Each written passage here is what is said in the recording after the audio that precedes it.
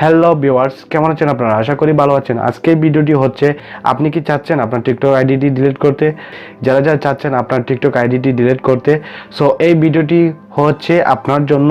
কারণ আপনি যদি চান আপনার টিকটক আইডি ডিলিট করতে, সো আপনি জানেন না কিভাবে টিকটক আইডি ডিলিট করতে হয়, সো এই ভিডিওতে আমি দেখাবো কিভাবে আপনি আপনার টিকটক আইডিটি ডিলিট করতে পারবেন পার্মানেন্টলির জন্য। সো চলুন দেরি না করে টিকটক আইডি কিভাবে ডিলিট করা হয় সেটা দেখি। তারপর যদি ভিডিওটি ভালো লাগে তাহলে অবশ্যই আপনি লাইক দিবেন, আর যদি আপনি নিউ ভিউয়ার্স হয়ে থাকেন তাহলে আমার চ্যানেলটি সাবস্ক্রাইব করে রাখবেন। Subscribe now and press the bell icon. Never miss an update.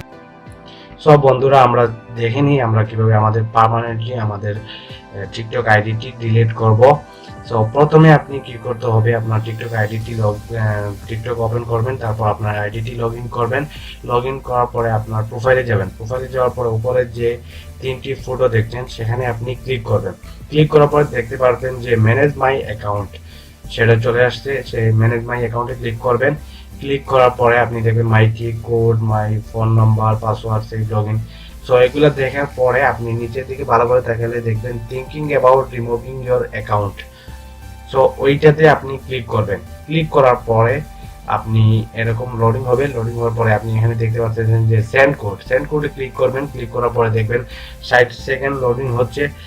এই 60 সেকেন্ডের মধ্যে আপনার মোবাইলে SMS চলে আসবে।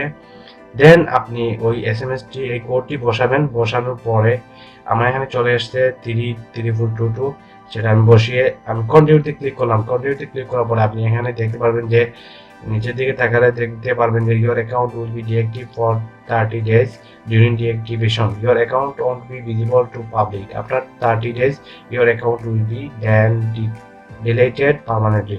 সো আপনি যদি 30 দিনের মধ্যে লগ ইন করেন তাহলে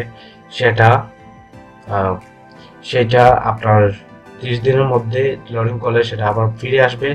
তারপর আপনি কন্টিনিউতে ক্লিক করবেন। কন্টিনিউতে ক্লিক করার পরে দেখবেন কনফার্মেশন আসছে। তো কনফার্মেশনের কোড সেন্ড করলে, কনফার্মেশনে ক্লিক করলে তাহলে দেখবেন আপনার কনফার্মেশন ক্লিক করার পরে দেখবেন আপনার আইডিটি লগ ইন আউট হয়ে গেছে। দেন এখন আপনি যদি আবার লগ ইন করতে চান তাহলে অবশ্যই আপনি আবার ডিঅ্যাক্টিভ করতে হবে 30 দিনের মধ্যে। যদি 30 দিন আপ হয়ে যায় তাহলে আপনি আর ডিঅ্যাক্টিভ করতে পারবেন না, আইডিটি পার্মানেন্টলির জন্য ডিলিট হয়ে যাবে। সো বন্ধুরা, আপনারা বুঝতে পারছেন। আমার এই ভিডিওটি ভালো লাগলে লাইক দিবেন।